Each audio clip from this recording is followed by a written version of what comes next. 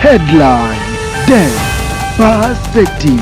We get reports.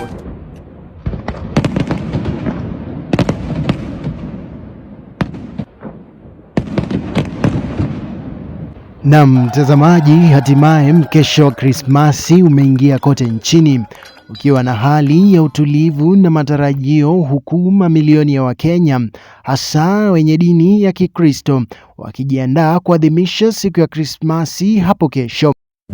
Kwa maana ninawaletea habari njema ya furaha kubwa kwa watu wote. Makanisa mengi yamefanya ibada za jioni na nyimbo za kumsifu Mwenyezi Mungu, wakikumbuka kuzaliwa kwa Yesu Kristo, ishara ya amani, upendo na matumaini.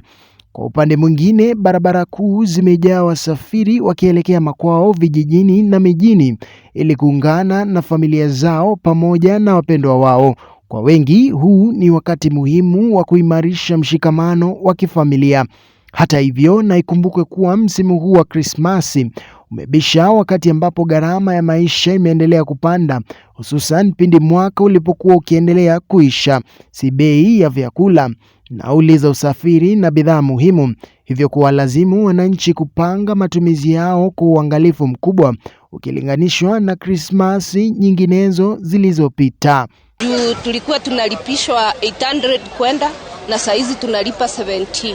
Bando sijapata. Kwetu ni huko Bondo, huko kwa kina baba. Sasa nilikuwa naenda huko, lakini nimepata gari zimejaa. Sasa kuna rafiki yangu tu hapa anafanya kwa hiyo gari inaitwa Nyaugenya, ndiye amenisaidia. Sasa nikatuma tu familia waende huko. 26 ndio ngangane kimanman. Viongozi wa kisiasa ikiwemo Rais William Ruto amewataka Wakenya kudumisha umoja, amani na mshikamano, hasa kwa kuwajali walio katika mazingira magumu. Wakenya 2025 we clocked it. Viongozi wengine pia wamehimiza wananchi kusherehekea kwa uwajibikaji na kwa amani. Wakati huo huo, maafisa wa usalama na usafiri wamewahimiza madereva kuepuka mwendo wa kasi, kutokunywa pombe wanapoendesha na kuwa makini barabarani na wananchi kwa uangalifu katika maeneo yenye mikusanyiko mikubwa. Kadri taifa linavyoelekea kuikaribisha siku ya Krismasi, ujumbe unabaki kuwa mmoja: kusherehekea kwa upendo, tahadhari na shukrani.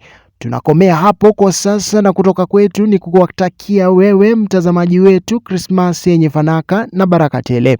Brian Uma, Geri Reports.